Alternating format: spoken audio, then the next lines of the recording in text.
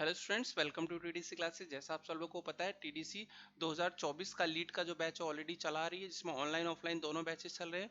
मैं यहाँ पे जो आज वीडियो लेके आया हूँ, जिसमें हम लीड 2000 जो लीड के पीवाईक्यू है, प्रीवियस ईयर क्वेश्चंस की मैं सीरीज लेके आया हूँ, जिसमें आज मेरा पहला वीडियो है, जिसमें और भी कुछ क्वेश्चंस कराए, बट पीवाईक्यू जो प्रीवियस ईयर के as it is question paper जो मैकेनिक्स का है, वो मैं पहला वीडियो लेके आया हूँ, जिसमें हम सिर्फ प्रीवियस ईयर के जो क्वेश्चन है वो डिस्कस करेंगे। ये जो पेपर है, मैं इसकी बात कर लेता हूँ। ये पेपर है 2020, मतलब कोविड के टाइम का है। मैं 2020, 2021, 2022 एंड जो लास्ट टाइम हुआ था 2023, इन सब के सीरीज लेके आऊंगा जब ये चारों पेपर कंप्लीट हो जाएंगे। 2020, 2021, 2022, इसके बाद में 2020 के क्वेश्चंस कराऊंगा। ये कंटिन्यूस प्रीवियस सीरीज है। आपने जो पीवाईक्यूज देखे होंगे, ऑलमोस्ट जो क्वेश्चन रहते हैं वो प्रीवियस ईयर से रिलेटेड रहते हैं, रिपीट क्वेश्चंस होते हैं। ठीक है, हम कंसेप्ट देखेंगे, बहुत ईजी कंसेप्ट रहने वाला है। स्टार्ट करते बिना टाइम वेस्ट हुए आपका क्वेश्चन नंबर 1 से। देखो, पहला क्वेश्चन कहता है क्या, the question first, a body moves from rest. मैं क्वेश्चन रीड कर रहा हूँ, ब्लर हो रहा है, चलो थोड़ा सा वेट कर लेते हैं। हाँ, देखो, a body moves from rest with constant acceleration of 5 metre per second. ये स्क्वायर होगा actually, metre 5 metre per second square. The distance covered in 5 second is. देखो, a body moves from rest मतलब initial velocity क्या है sir, zero है। और moving with constant acceleration, acceleration क्या है, constant, that is 5 metre per second square. And the distance covered in 5 second, the time is 5 second. आपको distance निकालना है, तो आपको न्यूटन्स लॉज ऑफ मोशन आपको पता है, तीन इक्वेशन पता है सर। एक इक्वेशन होती है v equals to u plus a t. Second equation हम क्या लिखते हैं, s equals to u t plus half a t square. एक इक्वेशन ये हम लिखते हैं। एक इक्वेशन होता है v square minus u square equals to 2as। ठीक है, यहाँ पे v आपका final velocity, u initial velocity, a acceleration, t time. अगर मेरे को डिस्टेंस पूछा है, द डिस्टेंस, तो हम इस इक्वेशन को लगा सकते हैं, बिकॉज हमें एक्सेलरेशन पता है, टाइम पता है, इनिशियल वेलोसिटी पता है। तो इस इक्वेशन को यूज करोगे। आपके पास इक्वेशन से क्या आएगा, ध्यान से देखो, जो आंसर आएगा, सॉरी, जो आंसर आएगा that is s equals to u t plus half a t square. Initial velocity क्या है, रेस्ट से स्टार्ट हो रहा है, तो u आपका जीरो हो गया, तो डिस्प्लेसमेंट हो जाएगा हाफ ए टी स्क्वायर, मतलब हाफ इंटू ए कितना है 5, टी है आपके पास 5, तो 5 स्क्वायर, तो 5 into 5, 5 square 25 into pass 125 divide by 2, ये आएगा 62.5। तो आपके पास सिंपल है कि जो 62.5 मीटर वो आंसर हो जाएगा। तो अगर आपको ये इक्वेशंस पता है, तीनों इक्वेशन, तो आप ऐसे क्वेश्चंस को आसानी से कर सकते हो। नेक्स्ट टाइम भी क्वेश्चन इसी टाइप का आएगा। ठीक है, नेक्स्ट क्वेश्चन की बात करते हैं, सेकंड क्वेश्चन पे चलते हैं। देखो, जो सेकंड क्वेश्चन है उसकी बात कर लेते हैं हम। एक सेकंड, सेकंड क्वेश्चन,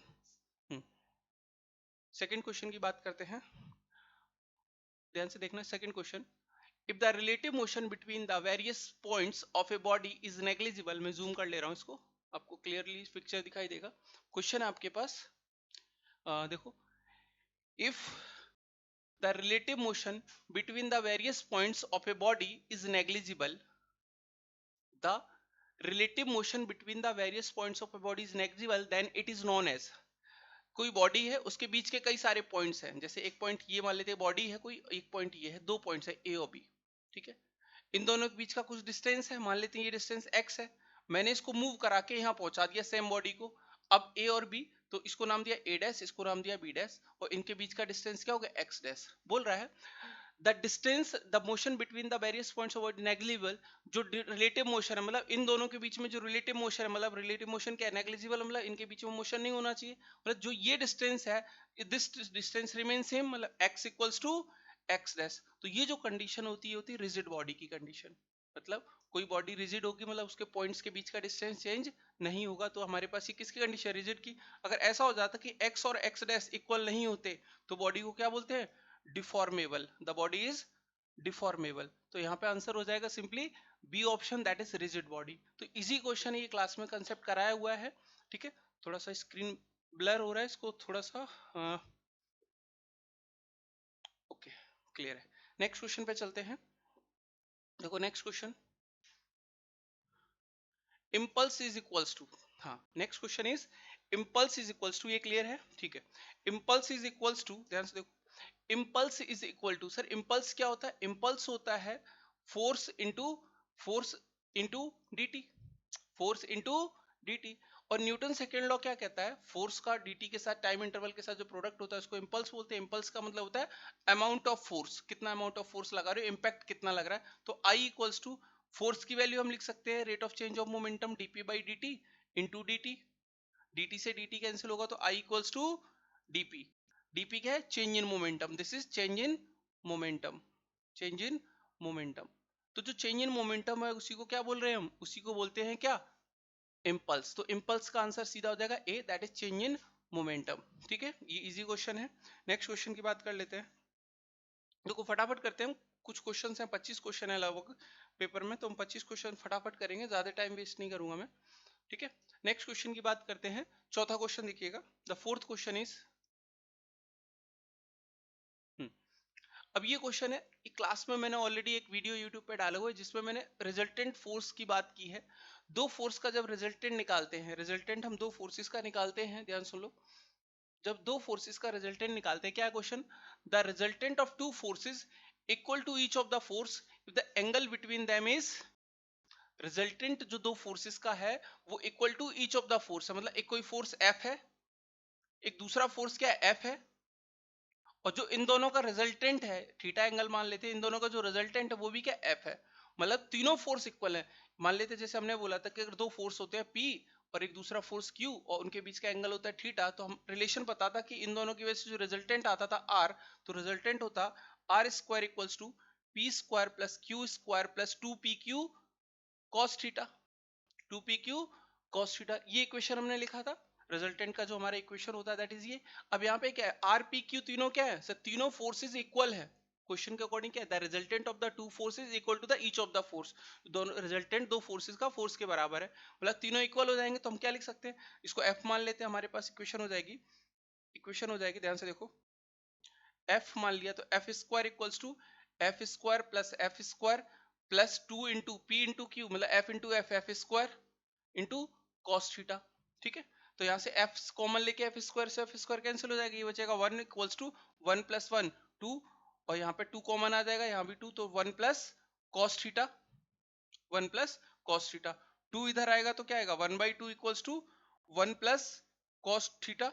ठीक है, इसको आगे बढ़ते हैं हम, देखो ध्यान से आगे लेके चलूंगा तो हमारे पास क्या आ जाएगा, 1 इधर आएगा तो -1/2 हो जाएगा इक्वल्स टू कॉस थीटा।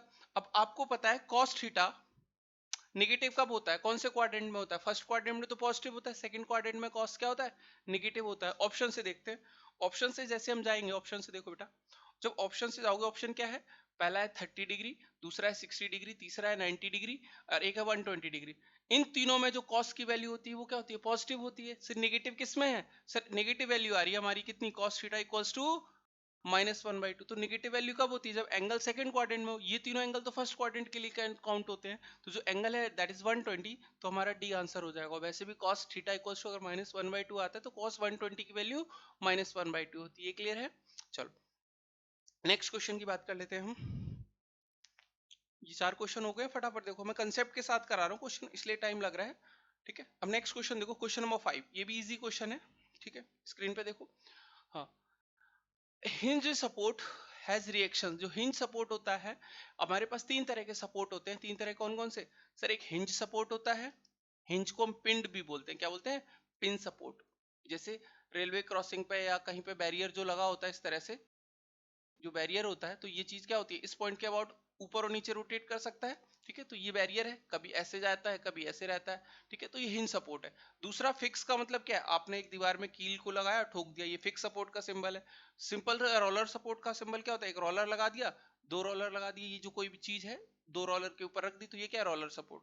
तो ध्यान रखने वाली बात है कि जितने नंबर ऑफ मोशन कोई सपोर्ट प्रिवेंट करता है उतने नंबर ऑफ रिएक्शंस आते हैं।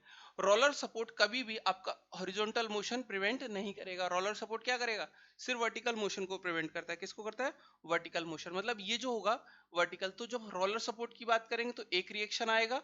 ठीक है, जब फिक्स सपोर्ट की बात करेंगे तो सर ना ही वो एक्स डायरेक्शन में मोशन होने देगा, ना ही वाई डायरेक्शन में मोशन होने देगा, ना ही कोई रोटेशन होने देगा। तो यहाँ पे तीन रिएक्शन आएंगे, कितने आएंगे, तीन रिएक्शन। जबकि हिंज सपोर्ट में क्या होगा, वो एक्स डायरेक्शन और वाई डायरेक्शन में कोई मोशन होने नहीं देगा, बट रोटेशन फ्री रहता है, रोटेशन में कोई रेसिस्टेंस नहीं आता, रोटेशन को नहीं रोकता। तो यहाँ पे कितने रिएक्शन, दो रिएक्शन। तो यहाँ पे ऑप्शन क्या है, in both horizontal and vertical direction, तो जो रिएक्शंस मिलेंगे हॉरिजॉन्टल और वर्टिकल डायरेक्शन मिलेंगे, that is D, D for Delhi. ठीक है, जो इसका आंसर आएगा, ओके ब्लर हो रहा है थोड़ा सा, चलो देखो ध्यान से। नेक्स्ट क्वेश्चन की बात कर लेते हैं हम। 5 क्वेश्चन हमारे हो चुके हैं। नेक्स्ट क्वेश्चन नंबर 6 देखते हैं। क्वेश्चन नंबर 6 देखो, क्वेश्चन नंबर 6 क्या कहता है, इसकी बात कर लेते हैं। क्वेश्चन नंबर 6 की बात करते हैं। 6 कहता है,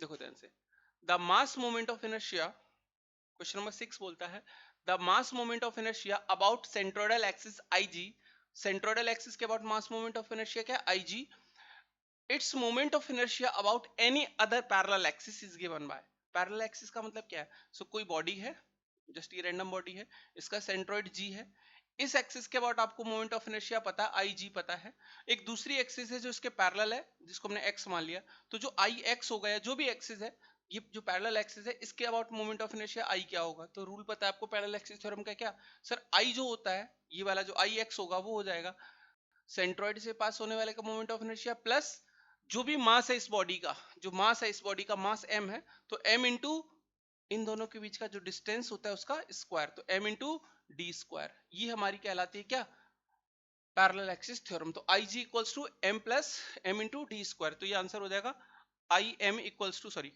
आई एम इक्वल्स टू, जो हमारी दूसरी एक्सिस है, यहाँ पे एम से नाम दिखाया, मतलब इस एक्सिस को एम बोला है इन्होंने, तो आई एम हो जाएगा आई जी प्लस एम डी स्क्वायर। ठीक है, क्वेश्चन में दिक्कत हो रही है विजुअलिटी में, तो मैं इसका पीडीएफ अटैच कर दूंगा।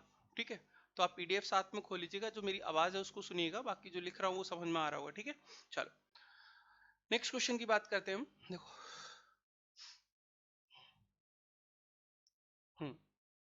नेक्स्ट क्वेश्चन है, energy is what, rate of doing work, force into distance, capacity of doing work और फोर्स इनटू वेलोसिटी। ध्यान सुनो, इस क्वेश्चन में ना जो आंसर किया आया था आईपीयू के थ्रू वो गलत आया था। यहाँ पे क्या बात कर रहा है, rate of doing work, sir work की यूनिट क्या होती है, वर्क की यूनिट जूल होती है। ठीक है, वर्क की यूनिट जूल होती है, एनर्जी की यूनिट क्या होती है, जूल होती है, बट रेट का मतलब क्या है, पर यूनिट टाइम, रेट का मतलब क्या है, पर यूनिट टाइम, तो जूल पर सेकंड जो होता है वो पावर की यूनिट होता है, क्या होता है, पावर, तो रेट ऑफ डूइंग वर्क तो पावर हो गया, तो ये भी ऑप्शन गलत है। Sir force into work done होता है, फोर्स इनटू डिस्प्लेसमेंट, यहाँ डिस्टेंस वर्ड यूज कर लिया, क्या है उसका डिस्टेंस, जबकि हमारा पता है जो वर्क डन होता है वो होता है force into displacement, shorted distance between initial and final point, तो डिस्टेंस वाला गलत हो जाएगा। हाँ, ये बात जरूर है कि एनर्जी जो होती है that is capacity of doing work, काम करने की जो कैपेसिटी होती है जिसको वर्क बोलते हैं। फोर्स इनटू वेलोसिटी भी क्या होता है, पावर हो जाता है, पावर होता है फोर्स इनटू वेलोसिटी, तो ये पावर का फॉर्मूला हो गया, that is force into velocity. क्यों, बिकॉज वेलोसिटी क्या आएगा सर, मीटर पर सेकंड, तो यानी फोर्स न्यूटन, न्यूटन मीटर हमारे पास क्या हो गया, force into displacement divide by second, तो जूल पर सेकंड, ये पावर की यूनिट है, तो वेलोसिटी वाला ये खत्म हो जाएगा, आपका जो आंसर हो जाएगा that is capacity of doing work, ये करेक्ट आंसर है। कंफ्यूजिंग क्वेश्चन है, इस तरह के क्वेश्चन हम करेंगे आगे भी। ठीक है, नेक्स्ट क्वेश्चन पे आते हैं। Next question, next question number 8, ध्यान से सुनो, क्वेश्चन नंबर 8। ठीक है, मैं जूम कर लेता हूँ। क्वेश्चन नंबर 8 क्या कहता है, ध्यान सुनो बेटा, क्वेश्चन नंबर 8 कहता है it is required to stop a vehicle, it is required to stop a vehicle, और जूम कर लेता हूं। देखो, it is required to stop a vehicle, it is required to stop a vehicle moving at 30 metre per second at a distance of 90 metre, the time required is, किसी vehicle को stop करना है, मतलब final velocity zero करनी है, initial velocity कितनी है 30 metre per second. ठीक है, एंड डिस्टेंस कितना है, एस दे रखा है 90 मीटर, तो आपको टाइम निकालना है, टी निकालना है। सो फॉर्मूला हमारे पास होता है, अगर मैं लिखूं फॉर्मूला टाइम चाहिए, तो टाइम का फॉर्मूला चाहिए that is v equals to u plus a t, एक तो फॉर्मूला ये है। सर हमें वेलोसिटी पता है, फाइनल वेलोसिटी 0 है, इनिशियल वेलोसिटी 30 है, और टाइम हमें नहीं पता है, तो यहाँ से टाइम निकाल लेंगे, टाइम गिवन है, और टाइम तो हमें निकालना है, मतलब एक्सेलरेशन नहीं पता। ठीक है, एक्सेलरेशन नहीं पता।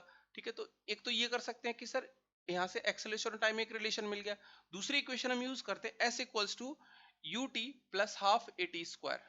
अब यहाँ देखो, यहाँ पे क्या है सर, u तो हमारे पास फाइनल वेलोसिटी 0 है, तो यहाँ से हम एक्सेलरेशन या टाइम कुछ भी एक निकाल के यहाँ सब्स्टिट्यूट कर सकते हैं, तो यहाँ से हमें क्या मिल जाएगा, टाइम मिल जाएगा, तो पहले एक्सेलरेशन निकाल लेते हैं। डिस्टेंस टाइम हमें निकालना है, moving at 30 metre per second, final velocity इतना डिस्टेंस दे रखा है, मतलब एस इज गिवन। और कोई फॉर्मूला यूज कर सकते हैं? एक और यूज कर सकते हैं, ये वाला देखो, v square minus u square equals to 2as। तो हमें क्या एक्सेलरेशन यहां से मिल जाएगा सर?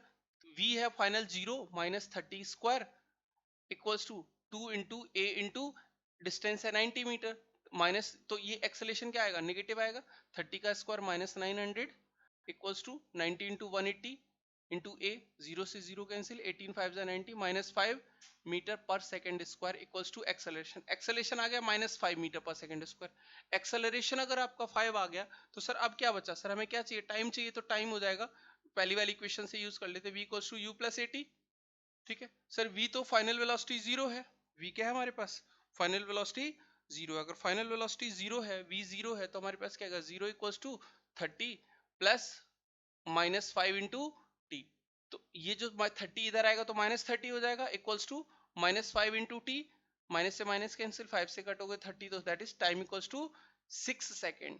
ठीक है, 6 सेकेंड के बाद आपको मिल जाएगा क्या? गाड़ी को रोक लोगे, दैट इज 6 सेकेंड, ये करेक्ट आंसर हो जाएगा। ठीक है, आज मैं इस वीडियो को ना यहीं पे छोड़ता हूँ। नेक्स्ट टाइम इन क्वेश्चंस को मैं अलग से कॉपी करके लेके आऊंगा, मतलब अलग से एडिट करके टाइप करा लूंगा अपने टाइपिस्ट से, देन हम क्वेश्चंस को करेंगे।